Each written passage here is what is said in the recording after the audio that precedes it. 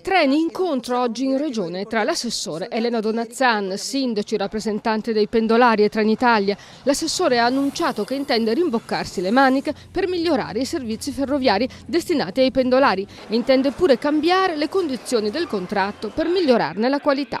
Sembra oro colato per i pendolari che da anni lamentano ritardi e convogli sporchi. Nemmeno l'arrivo dell'orario cadenzato, ossia l'aumento della frequenza dei treni nelle fasce di punta, è servito a calmare gli animi, perché i ritardi sono continuati. E poi dal servizio sono rimaste fuori le categorie dei turnisti che devono prendere i treni all'alba o in piena notte.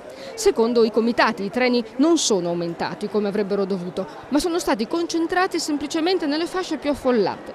Per la Regione, che paga 143 milioni di euro ogni anno e che ha fornito una ventina di nuovi treni, invece ci sono le basi per fare meglio. Ad esempio, risolvere i problemi della tratta Treviso-Portogruaro e garantire più igiene.